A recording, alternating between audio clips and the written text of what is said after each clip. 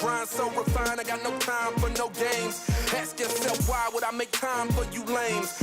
At all costs, cause I'm a boss. I'ma break them off, yeah, gotta break them off. Ladies and gentlemen, boys and girls, children of all ages, welcome to Prime Time with Alex Stein. I'm your host, Alejandro Stein, and we have a very special evening planned. We have an incredible guest. She's an ex-barrel racer. She's an incredible country singer, and she's the owner of a fabulous belt buckle company. We welcome on the one, the only, Shea Fisher. Shea, how are you doing? I am great. Thank you. And Shea, you have an accent, and I can tell where that accent is from. That's from Afghanistan, correct? Absolutely. Actually, honestly, my accent is so confused these days. If you don't know, I'm from Australia. But I married a Texan, and I've been in the U.S. for 15 years. So sometimes I sound Texan, sometimes I sound Australian. I mean, I literally get people that say, are you from New York? Are you from Louisiana? And I'm like, well, strange. Like, yeah, most people are dumb. And that's I'm one of those people. But we wanted to make you feel at home, even though you have been here for 15 years. You know, America has some delicious restaurants, and one of our best restaurants is the most authentic Australian food in the world, Outback Steakhouse. So we love Outback Steakhouse here. Yes. How often do you eat at Outback? Do you go there a lot? We do eat there. I've turned more into a Texas Roadhouse kind of girl, but I'm telling you, the bread rolls at Outback, except the menu gets me. When some of the things they call the food, I'm like, come on, y'all. Like, am I actually, like, legit going to eat this? So these are blooming onions. Yeah, so this is authentic. So everybody in Australia just eats onions? I mean, yeah, they make you look younger. They age you backwards, right? Is that what they say? See, I didn't even know that. Wait, time out. Is that true? There's anti-aging benefits to onions?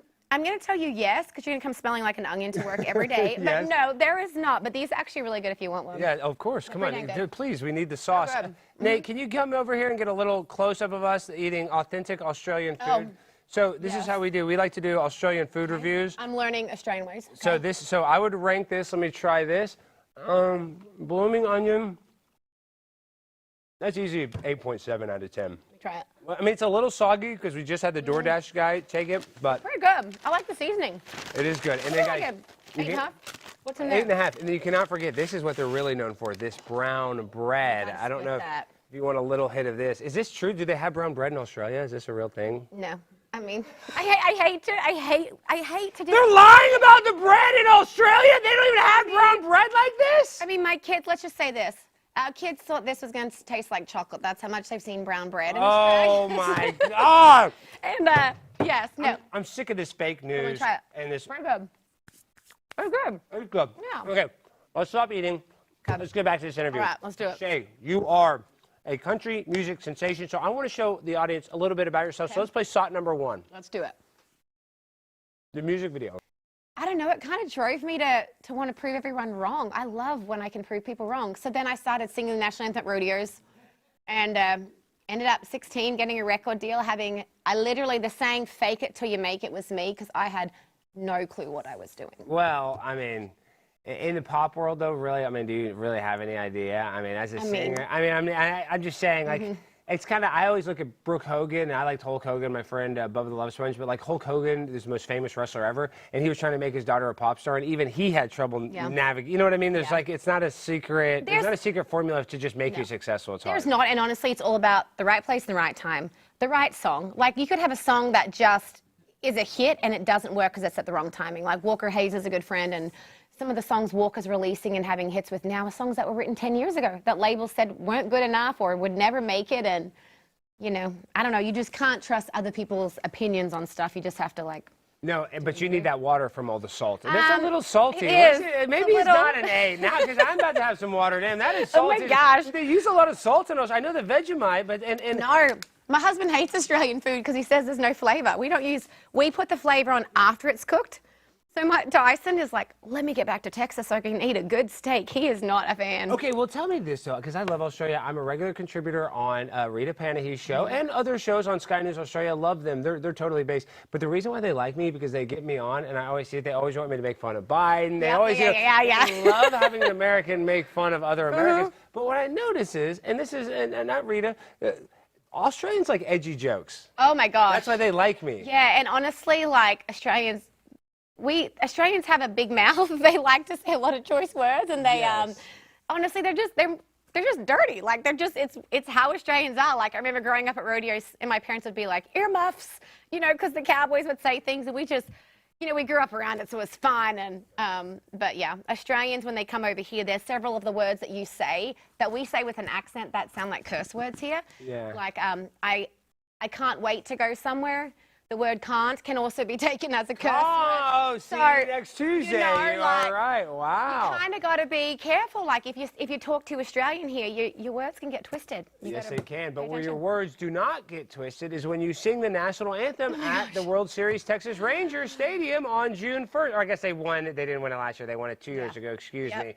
But that's such a big deal that they won the World Series, their first World Series championship. And you're going to be singing at the game on June 1st. Are you nervous? Or you've done it so many times you don't even sweat it? Honestly, when they asked me to sing, I have never sung the national anthem ever before in America. I grew up singing it in Australia, but it's wait, when you did the rodeos, they were just Australian rodeos? I thought... not here in this, no, just Australia. So when they call like, hey, you want to come sing to 40,000 people the American national anthem? I'm like, go big or go home. Yeah. And I was literally like, oh my gosh, okay, I can do this. And it was a week before I had to sing. And then they said, can you sing God Bless America? I'm like, uh-huh. And then I said to my 9-year-old, can you sing me God Bless America? Because I didn't grow up learning this song. I don't know how it goes. Yeah, you're screwed. You can remember it, though. But not only now, because I'm an American citizen as well. I'm dual citizens. But I actually have credibility because I've officially sung the national anthem and God Bless America, and I didn't mess up a single word. I was so proud of myself. That's like the real citizenship test. If you can sing that song. And tell us a little bit about it. So you spent 15 years trying to get citizenship, and I thought, and I don't mean this disrespectful, but I thought if you marry an American, you like get citizenship. Oh, okay. So that's not true. Can you explain? Because I love 90 Day Fiancé, and I love it when it's like a hot woman that marries the fat guy, or sometimes it's a fat woman that marries a good-looking guy. You know, clearly. But can you explain that? Why was your immigration not the same as the TV show? So my husband still says that you got your citizenship because of me. I'm like, no, honey, I had my green card before I met you a long time ago. So when I moved to the U.S., obviously, even though I had a recording contract in Nashville, they didn't just let me come. I had to file for my O1 visa, my extraordinary visa. And I had to actually get that twice and get renewed before I could file for a green card. And then I had to file for a green card. And then after that, I got married to Tyson. So you had already filed for the green card before you'd even, I see. And but then to get my citizenship, then it was a whole nother deal. So, I mean, it was a 15-year process. I mean, it's not, it wasn't easy, but it was very doable. And I've always said that, like, I mean, it's really difficult to become, get your green card. But I'm like, but then there's just so many people that don't have them and are here. I'm like, why did I have to go through all of that?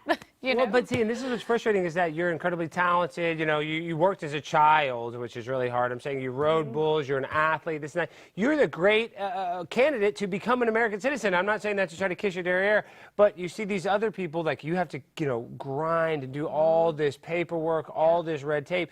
When somebody with a long criminal history, which would not be a good American, that doesn't care about making this country better, that doesn't care about working hard, gets to not have any of the same protocols and procedures to get into the country as you. So that means we have a two-tiered justice system. So I feel like you, as a legal immigrant, does that make you more mad than me as an American citizen? I mean, you are an American citizen, but you know what I mean? That you did obviously, it legally. I mean, it is frustrating because I even have, you know, lots of friends coming over from Australia and seeing the amount of money they're spending trying to get their green cards and the amount of questions they're getting asked. And it is just crazy. And then there's so many people here that, you know, as we know, we're actually getting pretty much paid to be here. Gift cards, illegally. free hotel rooms in Manhattan, the most expensive city in the whole country. And I'm like, Lordy, my girlfriend just spent $10,000 trying to live here legally, and she actually is like bringing benefits. And it's definitely one of those touchy subjects because it is a touchy subject because I'm not anti-immigration. If you want to come here, if we have 100,000 Shea Fishers, they want to come here, and they want to compete, and I think that's great. But if you want to come here to try to commit crime and then send the money back, and because if you get arrested here, you don't actually have to go through the justice system, you just get deported, then we have people taking advantage of us, and that's what I don't want. I want the people that actually want to come here and help the country, not take advantage of it. Yeah, no, I agree completely. I mean, how's immigration in Australia, though? You know, it's hard. I mean, if you go to Australia, even to go to Australia, you've got to have a certain type of visa to get there, even if you're going for a week. They would probably let me in because I'm not that controversial, but people that aren't even that bad can't get into Australia. Yeah, they're strict, and our kids have dual citizenship, and even for me, like, they literally legally are born to me, so they are dual citizens. But even the questions they were asking, like my mum and dad's passports from when they were 18, I'm like, they're 60. They don't have those anymore. There was a lot of, it was pretty in-depth process even to get the kids their citizenship there. But I mean, I love how America allows people to come here, because you know it's a country of opportunity. When I moved here when I was 20, I had a great record deal and had a song doing well at radio, and I had just come off a high of like 6 #1 songs in Australia. You know, thought nothing could stop me, but then I got here and my record label shut down. So I was at the point of like, do I move home to Australia? So you're stuck here, basically. Yeah. So I mean, you got your green card, you got all this, all this paperwork, you actually did it, and then now the record business shuts down. Yeah. Wow. So I had to choose, do I go home and keep having a career there, or do I stay here? And I just was like, I feel like there's so much opportunity in America. And that's when I had to start the belt buckle company and our kids' clothing line, because I didn't have any way to pay bills. Yeah. Music wasn't paying me anymore. So I had to figure out, you know what, I'm gonna work hard, I'm gonna get creative, because there's so much opportunity here if you want to work for it. Okay, Chris Lilly, one of my favorite Australian comedians, he always talks about the Aboriginals or Aborigines. Can you explain that? Are they bad in Australia?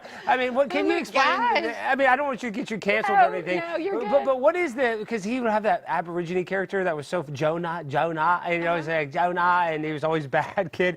What is the deal with the Aborigines and then Australians? Like, is there a culture? It's just so funny you ask that, because my dad's ridden a lot of bulls, and he's had a lot of like hits to the face, and so his nose is quite flat. And all the Aboriginals claim that my dad is one of them. We don't have Aboriginal in us, but you are kind of tan. I am. You are tan. I have some black Russian in me. That's what I'm saying. Like, you're really tan. Is that a spray tan, or is that actually? That's what I'm saying. You color all the way. You kind of have. I mean, you're not black, but you have a tan. But my dad's this tone with a flatter nose a little bit. From getting kicked by well, yeah. cattle. So one of the Aboriginal tribes is the Fisher tribe, and my dad was very well known. Wait, time out! Your last name's Fisher, and then one of the so you are an Aborigine. So that's why this is hitting close to home. Well, deep down, no. But I'm like, I wish we were, because we would be pretty rich. You get a free house. But yeah, so my dad, they all claim that my dad is Aboriginal, and my dad can play a didgeridoo. He can do he's like Steve-O, and he catches snakes and he's that guy. He's fabulous. But we grew up with Aboriginals our whole life. It's nothing different for us, but there is some controversial stuff, land rights and things like that in Australia. Do they get land though? Yeah. I mean, so it's kind of like our Indians, right? It is. Honestly, it is. It's, if they claim land and it's theirs, they're going to get it. And, if it's your ranch, you're going to have to give it to them if they say it's theirs. So it does cause a lot of it's definitely a big issue on the news in Australia. I know. I see that on Sky News all the time. And they don't talk too much about it, but I do see it. But then I saw some study. I saw some I was like a YouTube video or something that Aborigines were huffing gas in Australia, that they had to put ads, do not huff gas. Well, here's the thing. It depends which area. There is some of that close. Perth, where? Melbourne, where? No, just inland, more inland. Okay, more inland, More inland. I mean, it's like anywhere. Because let's be real, there's 3 major cities. You got Sydney, Melbourne, and Perth. And Perth's on the other side of Australia. Yes. So everything other than those cities, from my understanding, and I am going to go to Australia hopefully in 2025, but definitely by 2026. Other than that, it's pretty rural, right? Other than those 3 cities. So the whole country, all of our population is built around the outside of the country. Yeah. And I have several friends. Some of our friends are Aboriginals, and she literally lives 7 hours from a grocery store. So when she goes to the grocery store, she has to take coolers and do it for 2 weeks and come back. They literally live 7 hours in Western Australia. It's crazy. I'm like 25 minutes to Olive Garden. I'm like, why is this taking so long? I know. What are we doing? DoorDash it. I asked my girlfriend prepaid wireless pay. She's watching this right now. Yeah. Literally, she always gets mad because if she wants me to go pick up dinner, and if it's 2 miles away, no, it's too far. If it's 1.7, I'll go. And so she always gets mad at me. So I'm driving 7 hours to get a damn 12-pack of Coca-Cola. I'd be sick. I couldn't imagine doing that. Yeah. But I guess they like the ruralness of it. They do. And they still live up the land. Like you said, it's absolutely like Native Americans, Indians here, because it's the same. They literally still will live in their the houses they build, and they will still eat off the land. They still do pick out of the witchetty grubs and eat them like you see in the movies. Eat like bugs. Wow. Yeah. That's crazy.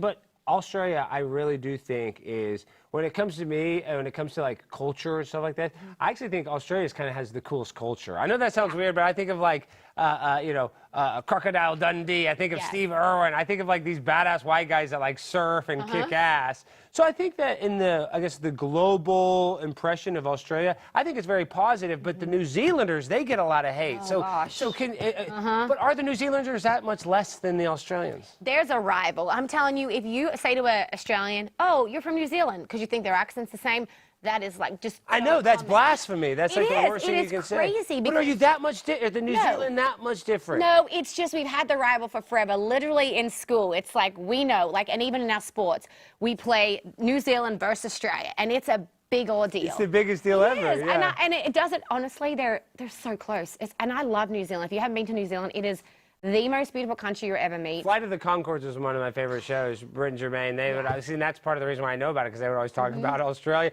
And Australia is the dominant. They're the big brother. And New Zealand's the little brother or little sister. So I obviously grew up, surfing on the coast. That was our culture, rodeoing. My dad's basically Steve Irwin. My cousin actually managed Steve Irwin's zoo for forever. No, your cousin? Yeah. And you see his son is dominating now. I'm so happy. Cool. And his daughter's doing well, too. But guys, that's so unfair. Steve Irwin, he's with all those dangerous animals, and then he gets hit in the heart by a stingray. It's just, but that's like, it's like that. Who's that Brian Johnson, the anti-aging guy? He just tweeted the other day, he's like, I'm going to die in the most ironic way possible, because he's going to act like he's going to live forever. You know, he's going to die like in a car crash or something.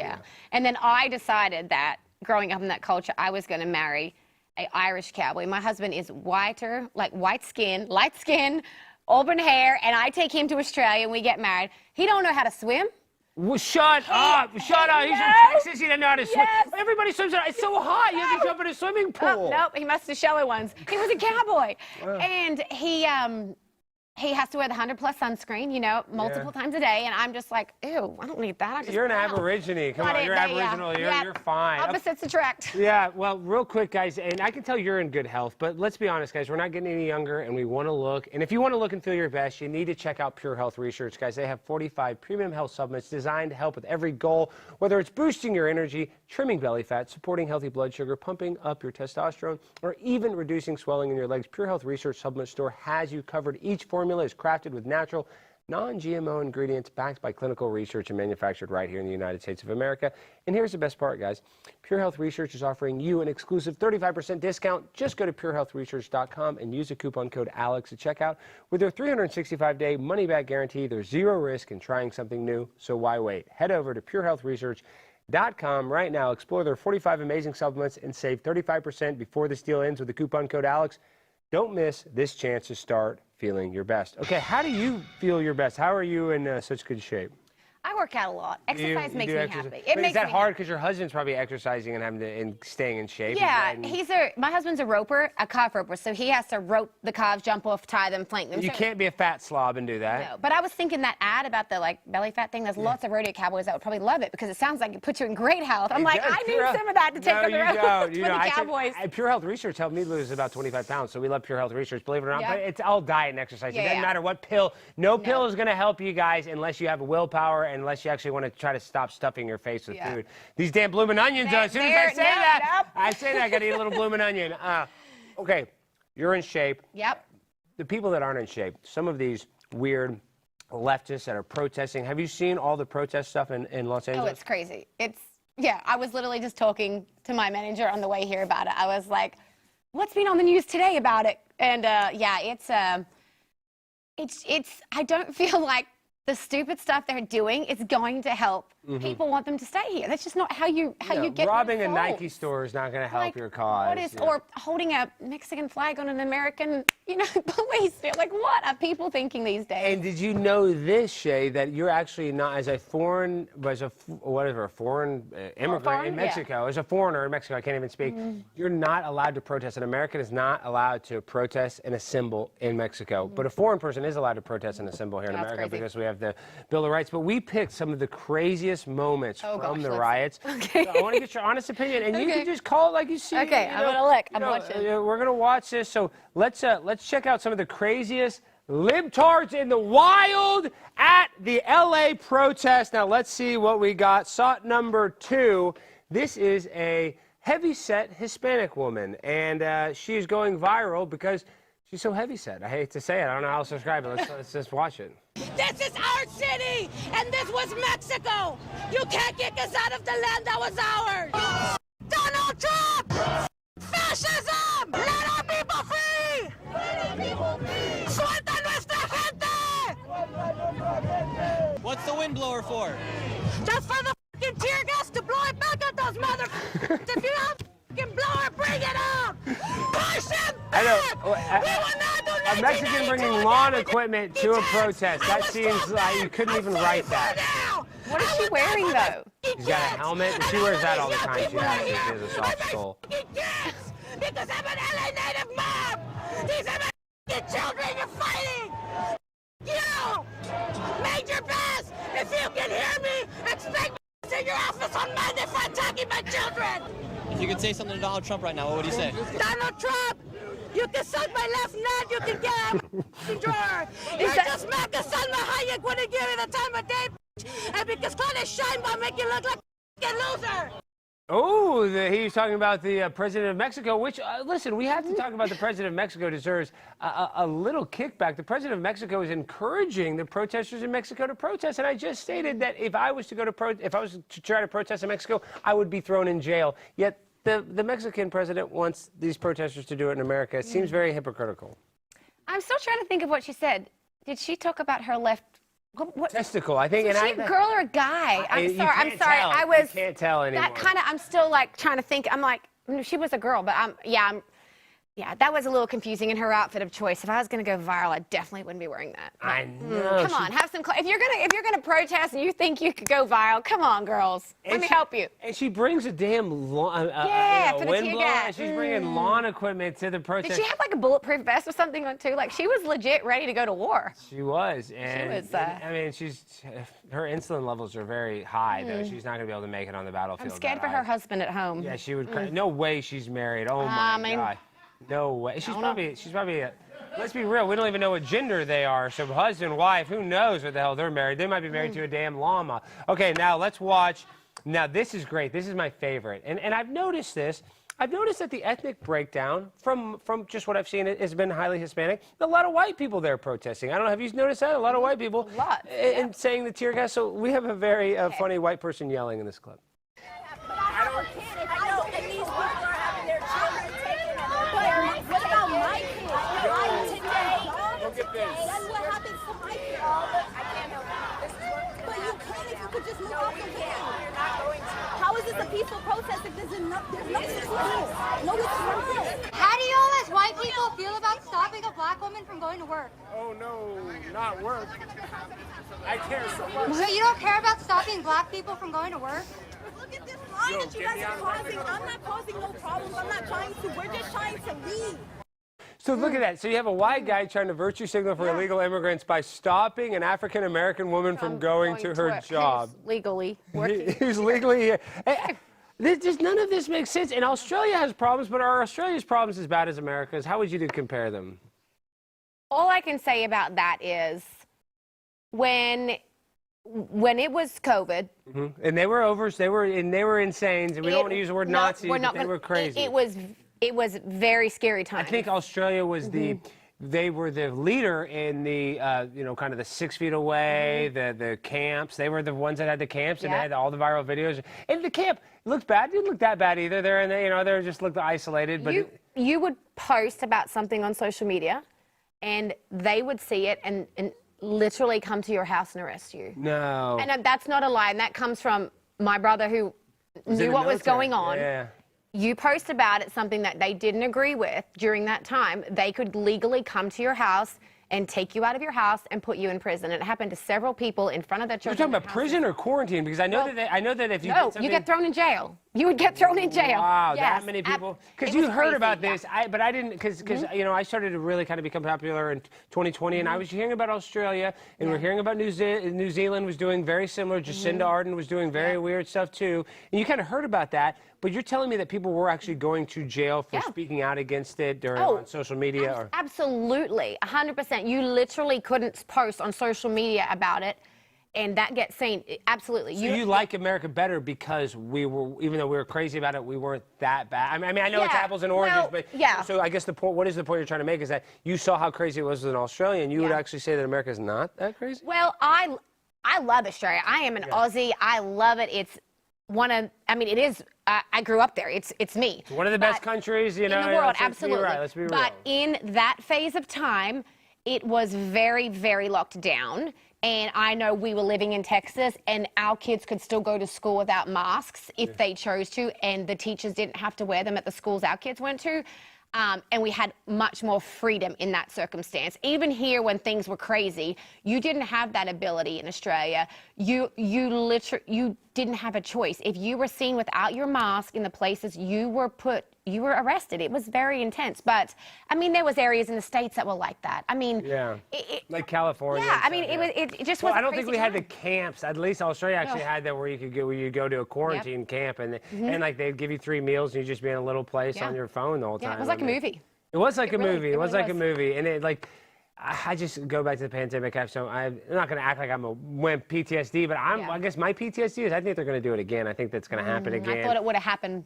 Honestly, already? Before the election. I thought I was like, there's going to be another breakout. Well, Sam Tripoli was talking about this Mel K, but this is kind of the new thing is that we're going to start seeing. And there was a lot of conspiracy theorists who are actually speculating this, is that it's you know how a lot of the culture war has been kind of LGBT and trans issues, and that has been a big thing, but now it's going to kind of shift to more immigration issues. And so because the trans people are a little more nicer and this and that, because it's switching to immigration, things are probably going to potentially get more violent. Is kind of what they're speculating, because it's a little and it's a little different. It's like to be persecuted for being trans, you know, that is weird. But like to say you lived in this house for 10 years and now you're getting kicked out, you're going to fight a little harder than somebody making fun of calling you gay. And I can see that, like, you've lived here for 10 years and been fine. There's definitely lots of people that have lived here and are great people of the community, are not legal, but are great people and have, you know, do good for America. I agree. If you're a 9, if you're a big booty Latina, you get to stay, in my opinion. If you're a 9, you're fine. If you're an 8,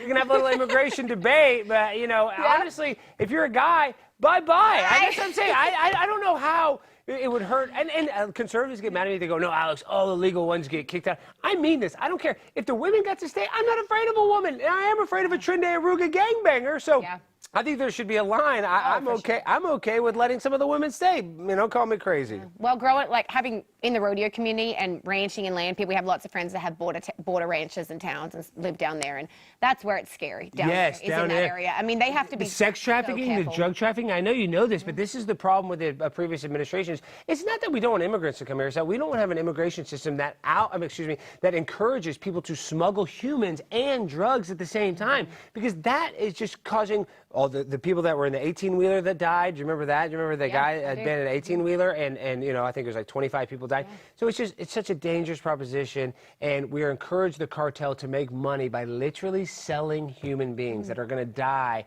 on this journey to America, when you can come here safely and come here correctly. And if you're talented and if you really want to be about it, you can come to this country the right way. You just have to be about it and not just trying to come here and take advantage of the country. So, like, you know, we've been talking a lot about immigration, and it is a big issue, but I think it's going to be the new culture issue is going to be a lot of this immigration stuff coming up. Like the way the culture war has shifted, I think there's going to be a lot of this. So you having your citizenship, I think this is Shea. I would never tell you how to act, but it is very important that you tell your story, that you did it the right way.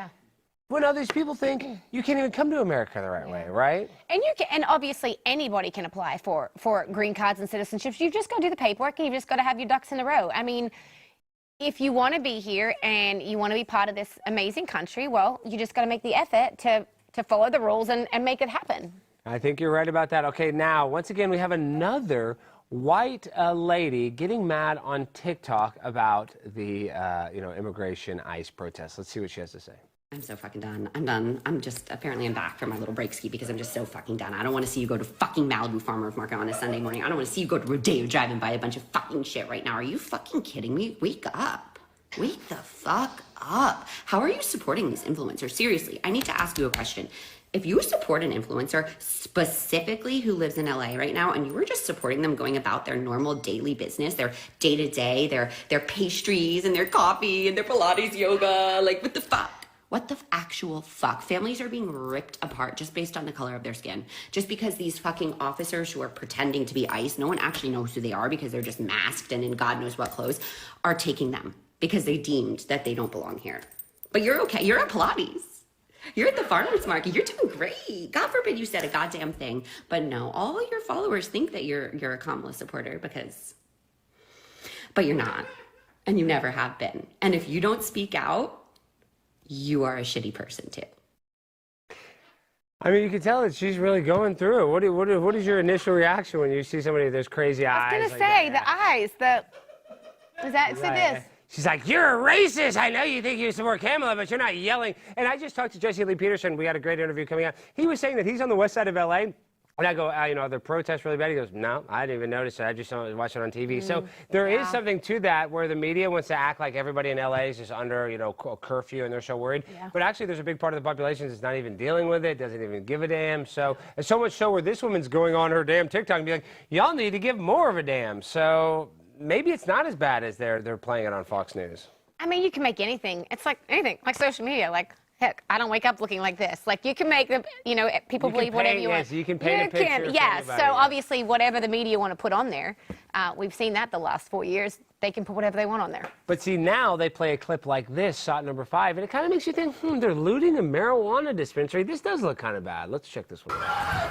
So that's a marijuana dispensary. That has nothing to do with immigration. They just sell high-quality hydroponic bubonic that has high-grade THC, Delta-9, and CBD.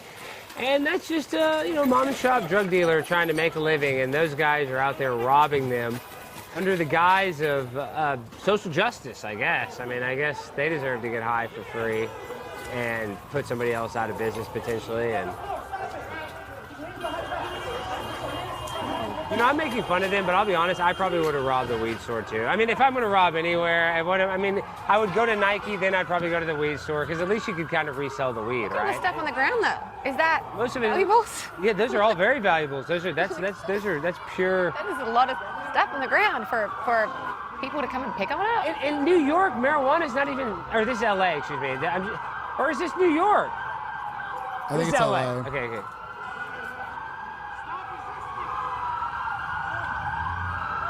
Just like right in the middle, like peak hour, rush hour traffic, just. And they're just going in. No, they're not robbing any other stores. So because they know that the LAPD is vulnerable right now, they're out there trying to respond to a billion different calls. They go and they bum rush. Now this is a shoe store, I believe. Or no, this is another dispensary. This is a Mad Men. Yeah, Mad Men. Yeah, MedMen. Excuse me, MedMen. So that's the same dispensary. Going there. Now, how does that help your cause, guys? By going and robbing a weed store, doesn't that seem like just a horrible impression to make on the people that are watching this from Kansas to Hawaii? Like, they're going to be like, why are you robbing a weed place? Why are we going to be empathetic to a bunch of drug dealers? I mean, it wouldn't be something I chose to rob. No. I chose to do. Who would you rob? What would you rob if you could rob something?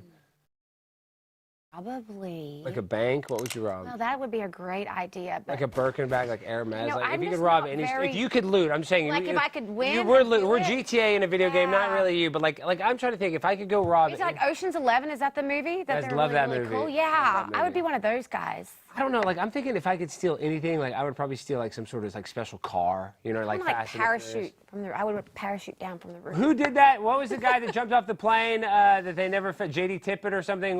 Look that up, Jimmy. There was one guy that robbed the plane. DB Cooper. DB Cooper. He was the guy that did that. Did you ever hear about DB Cooper? He's supposed to. Okay, so there's this guy DB Cooper. Okay. He was the only guy to ever hijack a plane and jump off it supposedly successfully. He had a parachute and jumped off the plane. They never found his body.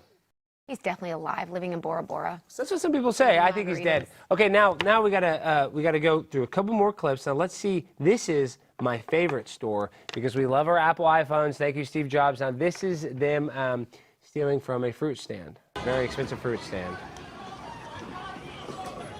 Hey Jimmy, do you have the end part of this clip where they show the iPhones going off? Oh, let me pull that up. No, keep watching this. That's my favorite video. What does it say on the window? No, that's the Apple store. Oh. Let me see. Shea, give us your play-by-play commentary. Yeah, what do you think about that? Okay, so I'm just confused about the situation. It looks like a movie theater. Obviously, I know it's not, but I'm like, that looks like my movie theater back no, you'll home. like this. So this is the Apple store. So everybody in LA, this is a huge flagship store, one of their biggest stores. And then next, what I want you to do is I want you to go to my screen. Okay. What would you do if you worked there? What are you gonna do? I mean, what are you gonna punch them and like you just like okay, take off. You have to let them. You can't punch them. You can't get involved. I mean, it's just like.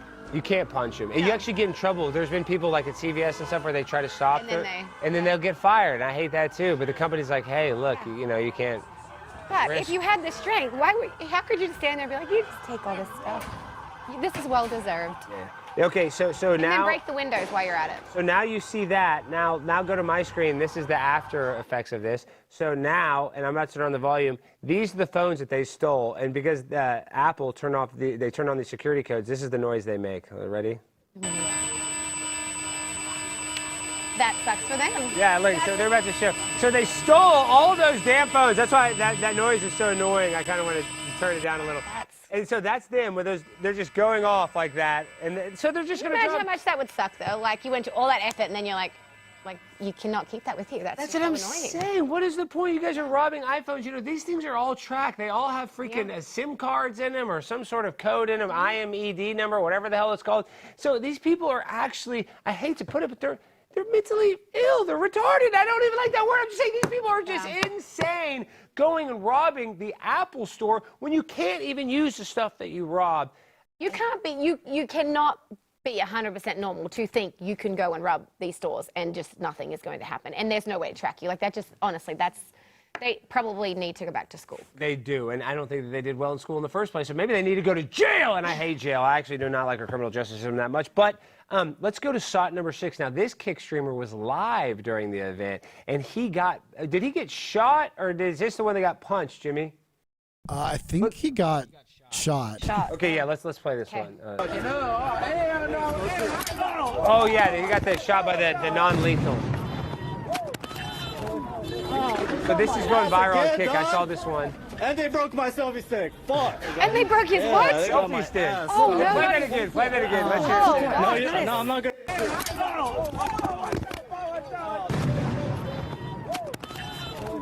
Oh, you saw my ass again, dog. And they broke my selfie stick. Oh, that poor guy. Yeah, poor they got my selfie ass. stick. Oh, no, that's a bad day. Not the selfie stick. No, I'm not gonna show you my ass, bro. Oh, no, I'm good. You don't gotta treat my ass, bro. They shot my ass again. Okay. And they broke my selfie stick, dog. I think I'd be more worried about my ass than my selfie stick. Probably about now. It was a really, really bad wound, you can tell.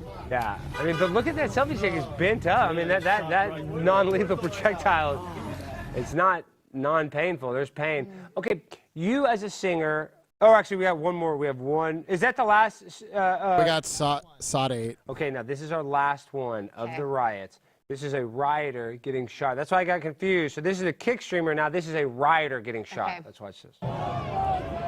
Oh, this is the headshot. Oh. And that's a non-lethal. That's a beanbag, YouTube. He got shot with a beanbag. That guy immediately has CTE. Immediately. Gosh. That was a good shot, though. Oh yeah. And speaking of, that was a great shot. But we got to pull up this. Did you see there was an Australian reporter that got shot? I forgot. Luckily, my producer reminded me. Look at this. Did you see this? I don't know. I'm about to pull it up. Let me see if I can. You got to play this sound. Moving them on through the heart of LA. Woo! Oh, they shot her leg. Look at her leg. Heart of LA. Look at this. This is a guy shooting right there. So, God, I can't even breathe. Oh, man. You know, you literally think you're going to die, like right now, because you hear the bump, like the noise, and you're like, and then next you're wounded. Like, I would. Oh, I'd be so scared if I got hit by that. But look at this cop. This cop is kind of a dickhead. She clearly has a microphone. And let's hear, she's the only white woman right there. I mean, come on, this cop, that cop might have been a legal immigrant. She's the only little woman there, and she could be pointing this at anybody. So you see him, look at it with the cloud. Oh, he's right at her leg. Like, what is he trying to do? See, Australia needs to issue a statement right now. This is not okay. She's very tough. She's like, Yeah, she's Australian. She's probably tough as hell. She cowgirled up right there. She didn't even fall down. Give her, hey, I'll give her that. But I don't know if that's okay. That guy's just black hair. We'll watch it one time uninterrupted. And obviously, you can see she's working with a news station. I know. She clearly has a mic flag on that. I mean, you can tell that she's. And once again, It could be a really bad shot. Maybe he was aiming somewhere else. But I don't know. I know, but come on. Like I said, she's the only kind of nicely dressed white woman there. Everybody else is like a Philippine, or is like a Honduras gangbanger. You kind of can't tell, but okay, let's watch it. Rubber bullets at protesters, moving them on through the heart of LA.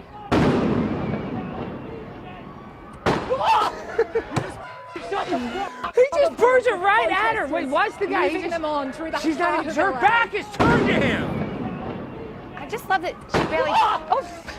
She barely. She barely flinched the first time she heard the noise, and like the first shot, and then the second one got her. Like, what a bad day. It is a bad day. It's a bad day for Australia. It's a bad day for America. It's a bad day for everybody. So you saw the rioter get shot in the head. You saw that. So the things that we're seeing in California are absolutely terrible. But there was a time, a short time ago, where California was an absolutely beautiful place. And I'm sure you've heard of the Beach Boys, correct? Absolutely. Yeah, and the Beach Boys were one of the greatest bands of all time. Brian Wilson, may he rest in peace. He was the leader of the Beach Boys. Is that a good way to describe him, Jimmy? The leader or lead singer? Lead singer. Yeah. Lead singer. And Brian Wilson was an icon. Beach Boys. I mean, come on, everybody loves surfing, surfing USA. Okay, iconic songs. But I watched this clip that I really enjoyed. I bookmarked it. I wanted to show it on the show. This is John Belushi and Dan Aykroyd. Because Brian Wilson, I guess he got overweight and got depressed, he made this sketch of them. I'll just play it for you. I want to see what you guys think about this sketch. I kind of liked it. And the reason why I played it, though, it gave me nostalgia. Have you ever lived in California? I have shot my my Don't Chase Me music video was out in LA in California. So you understand, California is like, it wasn't that long ago, that was the best state. That was the premier. You know, everybody was. We rodeo a lot in California. Yeah, like my husband has a lot of rodeos out there. Of course, the weather's great. And there's rodeos big in California. But like California's always like kind of the epicenter of cool. Like that's where you want to be, and surfing. And I'm watching this video, and it's about to be so funny. I want you to play. I want you to get your honest reaction from it. But it just kind of gave me nostalgia for a time in California that we're never going to get back, and it would be so cool to go back to. So let's watch this little clip, and let me play it a little faster so we don't have to. I'll do 1.25. If that ruins it, let me know, and then I'll slow it back down. Yes, may I help you? Is there a Brian Wilson here? Yeah, he's upstairs in his room. Why? We got a citation for him, ma'am. Excuse me. We'll find him. Thank you. Certainly is nice up here in Bel Air. A lot cooler up here than it is downtown. So this is Dan Aykroyd, John Belushi going up to confront Brian Wilson, and I love this. I love the outfit. Are you Brian Wilson? Yes, I am. Good afternoon, Mr. Wilson. We're from the Highway Patrol, Surf Squad. Hello. Brian, we have a citation here for you, sir, under Section 936A of the California Catch a Wave Statute. Brian, you're in violation of paragraph 12. Failing to surf, neglecting to use a state beach for surfing purposes, and otherwise avoiding surfboards, surfing, and surf. Surfing? I don't want to go surfing. Now, look, you guys, I'm not going. You get your hair wet, you get sand in your shoes. Okay, I'm not going. Come on, Brian. Let's go surfing now. Everybody's learning how. Come on a safari with us. Come on, let's go. All right. Okay, let's go. Let's go surfing. Come on. You need some of those radio skills. If everybody got love across the USA, then everybody can Dance party. I know, it is. This is such a great music. So now they're about to take Brian Wilson to go surfing. Imagine how awesome California was in the 60s, though. Like, this is the comedy that they're making. Sir, the state is making you go surf. Like this, now the state makes you gay. Literally, they make you a transgender. This is what the state used to make you do. They used to make you go surf. Get that hair wet. Look at him. He's about to jump in. And Dan Aykroyd, John Belushi, just freaking Just missing the Baywatch girl. Yeah, look at this.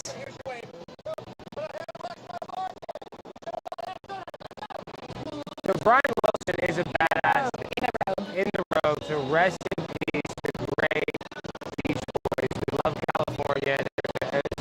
So it didn't all used to be doom and gloom. That's part of the reason why I want to play this. It used to be the coolest, funniest, goofiest state in a way, and the coolest state. And now it's the opposite of cool. It's like kind of like a dystopian hellhole. That's kind of how I look when I surf, though.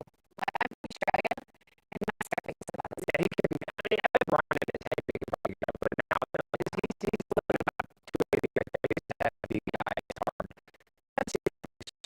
The African American, are they taking it over like they did the NFL? You know what? I think country music has grown so much, and right now, like Western is just the coolest thing ever. It don't matter if you're in LA or where, everything is. So it's a Western. motif. It's like the Taylor Sheridan, and that is hot right now. It is so hot. Western stuff is so hot right now. Why is that?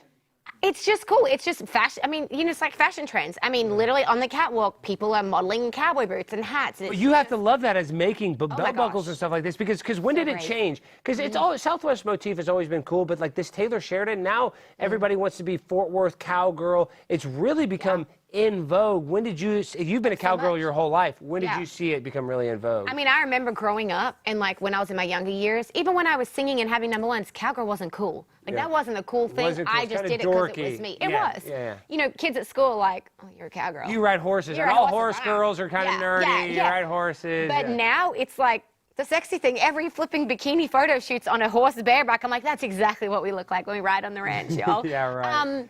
The last, really, since Yellowstone, I think it really started to open people's eyes up for just a different perspective of it. But it's great for the belt buckles. And then we have a kids' clothing line called Shea Baby.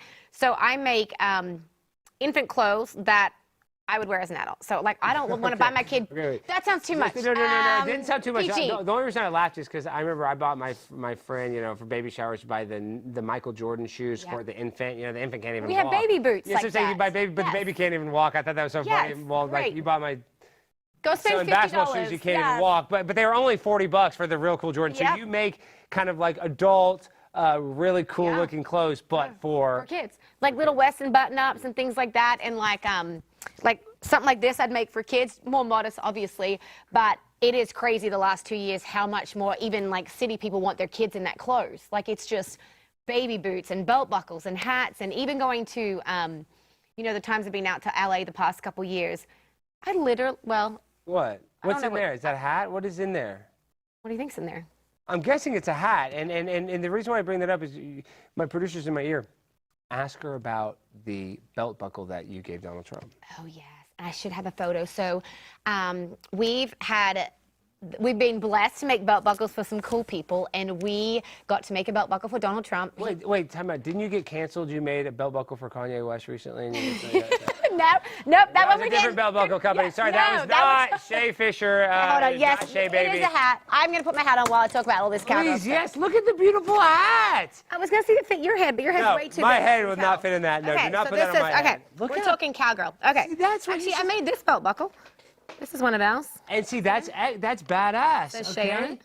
Yeah. And explain the technology with the belt buckle. I know it's a simple technology, but what does it take to make the belt buckle? I mean, what is it? It's like the hat technology. Like, what does it take to make it? Yeah, so it's about a 2-week process. So obviously, we make custom stuff, but we also make for rodeo associations as well. So we might make 1 belt buckle or 100.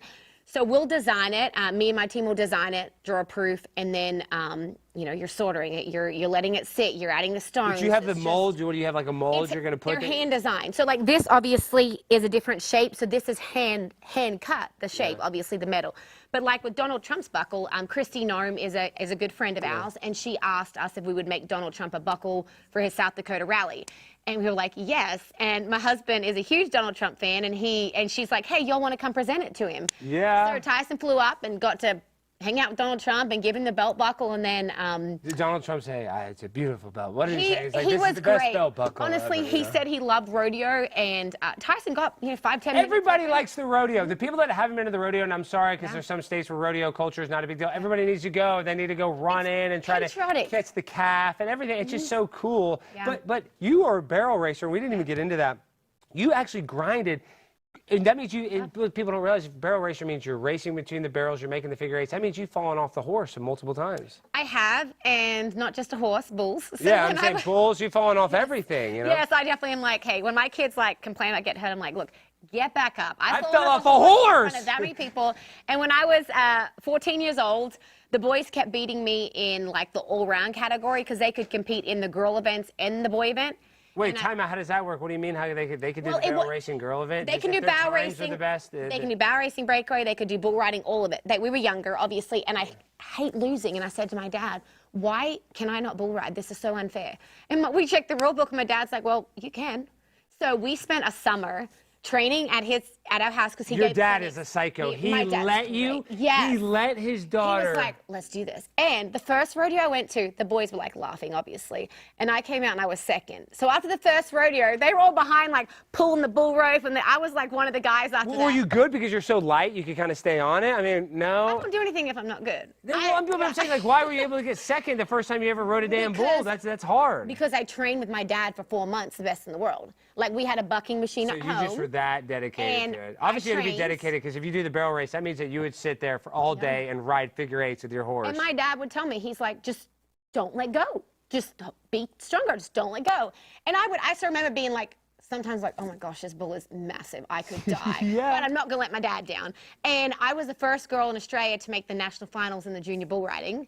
And then I got signed. I know, isn't that crazy? You were the first female bull rider to make nationals. And then my record label's like, when I signed my record deal, they're like, how about we drop the bull riding thing? Like, we really don't want a broken arm and a black eye before you go on TV. So then I retired from my bull riding days. Yeah, I would think, I can't believe your dad let you do that. Yeah. I mean, honestly, I'm happy that you can have kids. I'm surprised you couldn't have, that might have break your whatever. I don't know, riding a bull. Well, hey, listen, a guy rides a bull, they get a lot more outside. But don't they have that? That has happened where guys have ridden bulls and had, a lot my of dad's got 3 kids. I don't know. I've never. Well, it didn't happen to him. I'm just saying, you never know. You're riding these damn animals, and you could break your back. There's a lot of people. You could break a lot more than your back. 8 Seconds is one of the good, the story of Lane Frost. It's yeah. just such a great story. Everybody needs to go see the movie 8 Seconds, one of the best movies. Yeah. So I love rodeo culture. I love Texas and country and Southwest culture, obviously born here. And I love that you've come to our state and adopted it and did it the right way, Shea. So I really appreciate that. So we're about to wrap things up. So a $20 super chat from Claw Dog. He says, I live here in Los Angeles and a lot of us support ICE. You're the best, pimp. Oh, thank you. Yeah, I support ICE too. Once again, I'm thinking with this immigration thing, we have to focus on getting the gangbangers and the people with criminal history. I do think that there's obviously going to be some good people that have been here. They probably don't deserve to get. There's going to be a little collateral damage. I don't like that, but at the end of the day, we got to make our country safer so people like Lake and Riley aren't brutally murdered, and people like Shea doesn't have to be worried, or me has to be worried about an illegal immigrant coming after them. I mean, kids can't. I mean, I don't feel my kids. I don't let them go by themselves. As a kid, you and I walked the streets, or we were. You know, we could do whatever. Now it's like you got to hold your kid, not even just be an arm reach. Really though, in Texas even you are. Well, we're in a trafficking state still. I know. Texas is still. I go to Walmart and you hear of stories. I still am like, look, you stand here, you hold my hand, you're in the car. Like, I definitely pay attention to my surroundings. Are you gonna let your kids get on a horse now? Our kids ride. My daughter rides bareback without a bridle right now. No, she doesn't. She does. I mean, so your husband is that psycho too, like your dad? Well, it's probably me. I kind of got that. You're a little psycho. I mean that in a good way. I'm just saying. Yes, no, I take it as a guys, compliment. if you're getting on a 1,000-pound animal that's going to buck you off and your only job is to hold on and you can get your head stomped in like a grape, you're crazy to do that. Their horses are good, but they want to be trick riders and singers and whatever. But, yes, they practice trick riding at the house. And you're okay with that? That hadn't freak you out? Here's the thing. They could fall off the monkey bars at school and get just as hurt as That falling is off true. their horse. And we make sure our horses are good horses. And they've grown up around it. It's like I would never let my kid ride a, motocross because I know, but die. But they can ride a horse without a bridle and a saddle and be just fine. But there's a lot of parents that do let their kids ride motocross. Because they're used to it. I know, and they just do it. Because my cousin, my dad was always like, my little cousin, my dad's his uncle, bought my nephew a motocross. His dad, I was like, gosh, but my dad wouldn't let me get on a motorcycle. Like he would, his nephew would buy a motorcycle. I'm like, Dad, that's weird. But my point is, rodeo is a great learning lesson. It's a great way to teach you how to be tough. It's a great way to teach you about life lessons. And I'm an animal lover. So the last thing I want to talk about, though, before we go, I'm a big Joe Exotic fan. Right now, I'm currently working with the Trump administration on getting Joe Exotic pardoned. That is true. This is not kayfabe. This is not a joke. I've reached out to Laura Trump. I've reached out to Donald Trump Jr. I've reached out to Eagle Ed Martin. And they've all been very receptive. Nobody's guaranteed me anything. But they had a zoo. Are you familiar with Joe Exotic, the Tiger King? Yes. And he got in a little trouble because, some Carol Baskin and this and that. But he got in trouble, and I don't think he ever had an abused an animal, but have you ever had to euthanize a horse? Like, what have you seen? Because it's hard when you're in the rodeo, you're going to have to see some hard stuff. You're going to have to maybe euthanize a horse that's basically healthy or this and that because it's a hard thing. So I guess my point is there's some people that are on the internet, Alex, why would you let Joe Exotic out? He euthanized cats. Well, it's like some of these cats have to get euthanized. I don't want cats to get euthanized. I'm an animal lover, but it's like I'm sure you grew up, horses got to get euthanized, and it had to be hard. But you loved it. in that statement, sorry, like take away from horse too, go to the pound. Not all those animals stay there. They go somewhere. They get euthanized. But yes, I mean, honestly, 4 days ago, not to lie, I mean, my husband's best roping horse he's had his whole career, best horse in the world, but is over 30 years old, is in so much pain, doesn't want to be here, can barely move around. Like, it's that is unfair. It's for hard. him. So, and that was one of the toughest decisions that we had to make. Tyson's won $1 million on this horse. No. Yeah. Wait, time out. Actually, I want to end the show, and this is a crazy thing because what he's doing is actually the honorable thing. You know, he's taking the animal out of pain, but he's won $1 million with this horse. Yep. So this horse paid for a lot of your. I mean, that's what I'm saying. Paid for. You literally would have so much less without this horse. I mean, you know, now that I say this story, and I'm not trying to make it a sad story, but maybe you have to keep the horse alive. I mean, no, because even the vets are like, look, this isn't fair. It isn't. This isn't what. I'm just saying, I'm so OCD. I'm like, oh my God, he gave me $1 million. I'll kill myself before the horse. But I know that's not really how it works. But you know, you do what's best for the animals. Yeah. And obviously, when horses get hurt in rodeos or even on the ranches, when horses or cattle get hurt, I mean, if they can't get better, you're not going to have them laying in pain. That's terrible. That's not what you do. So my point is that rodeo people love these animals. They'll say, oh, rodeo people are mean to animals. You know what I mean? And that's why they'll say Joe Exotic's mean to animals. He loved animals. So I just wanted to talk to somebody that's had to do that and had to be a part of it. And that's an interesting story to think that your husband has made $1 million on an animal that's sick. And like, you know, I love my cats. I've had to euthanize pets and stuff, and that's incredibly hard. But I've never made $1 million with any of my pets. So I'll know that. Yeah. Well, I mean, you have to make the right choice, and sometimes the right choices are hard. But I do believe that, you know, vets know what's best. They do. And things happen, and it's part of life. I mean, we involved our daughter, was aware of the situation. It's part of that's life. That's life. And you know, I love horses. That's why I take ketamine. I'm addicted to ketamine now. Do you ever take horse tranquilizer? Nope. You shouldn't. It's horrible. It's really bad. I'm like, no. Do not get addicted. Okay, Shea, before we go, tell the people how they can find you and how they can support you. And on June 1st, you're going to be at the ballpark or Globe Life Field. Do you know what the date is? Just so you know. What's today? Oh, you just did it. Today is June 10th. So it's all that what tranquilizer you've been taking? I think of ketamine. No, for some reason I'm thinking it's July 1st, and I don't even know the month. You know, honestly, I'm on so much Delta. We can just say I didn't suck at it because I've already done it. But oh, you already did it. I guess you have nothing going on now. So I'm kidding. No, I'm kidding. So tell everybody about everything you got going on. Yeah, well, you can actually see me performing there on my social, but I have Instagram, Shea Fisher Music, and you can see my family, Tyson, me, everything. And then obviously I suck at TikTok, but I have it. That's a young person's game. TikTok's a hard game. I'm like, what are they doing? But I also have the website, SheaFisher.com. And all the music videos are on there. The new music's on there. And I have several songs coming out this year. It's just fun. I'm independent for the first time in 15 years. So I can make my own choices. And I know that's hard. Go on whatever shows I want. Well, it's great. And that's awesome you come here because your label probably would have said no. But this is what's so good, though, about being independent, though. You don't have them controlling you. And it seems like you're financially successful, so you get to actually be about the art instead of having to try to, you know, sell your soul to make 5 cents. I release the music that I think that people want to hear and people are relatable to. But that's what social media is, such a small world, because I feel like I can still relate to all my Aussie friends back home. Doesn't matter where it is. It's such a small world with streaming. It is a small world with the internet. All right, guys. And last $20 super chat. W2RX says, Alex, why are you so interested in this Aussie paging you? I don't know what that means by that, but whatever. $20. I'm just into. Guys, I'm Sky News Australia. I'm Rita Panny. I finally got an Aussie on the couch. I need to know the inside baseball, guys. I'm about to be in Australia. I'm about to be in Melbourne is what they say. My brother in Australia is watching you right now. Yes, he's watching. Hi, Daniel. Dan the man. That's what I'm telling you. Dan Fisher's dad's one of the best rodeo stars in the history of all of Australia. He's a legend. His sister's a legend, and they're on the blimp, and that's why we love the country of Australia, and that's why you should too. All right, guys, we end the show the same way every time, but before, who do we have on the show tomorrow night? We got Alexis Wilkins. And don't we have that's it, Alexis Wilkins. All right, guys, it's going to be a great show. We're going to talk a little bit about cash, not too much, but Alexis is going to be at the Young Women's Leadership Summit, and we're excited to have her on. And Shea, before we go, you told everybody to find you TikTok, Twitter, Instagram, and I guess that's it. All right, and go buy a belt buckle. What's a belt buckle company? It's Shea Michelle Buckles. We have Instagram, too, and our website, so message me, and I'll hook you up. All right, message. All right, guys. Now, for our freestyle finale, we're going to do a country edition. So, can we get a little? Do we have any country music, or do we only? We don't have that. It's freestyle. This is not for you. This is actually this is for Christy Nome. We just put 2 watermelons because she's kind of known for having. I love her. Not Christy. Excuse me. I mean Nancy Mace. Nancy Mace. Sorry, because you said Christy earlier. We just had him here, and we were going to see if she was going to comment on him, and she never did, just like you didn't either. I don't have 2 watermelons, so I didn't comment. I didn't get it. We're going to be like, yeah, why do you have melons? But that joke wasn't for you, and we're going to use them for Lauren tonight, too. But now we're actually going to bust them on the show tomorrow night. Okay, we got to sing a country song. So how about this? Freestyle finale, just play any music. Well, what do we have? Do we have any country? It looks like I have a bald spot in my damn head this whole episode. I need to tell the makeup to fix that next time, Jimmy. Okay. Does the hat fit you? Yeah, here it is.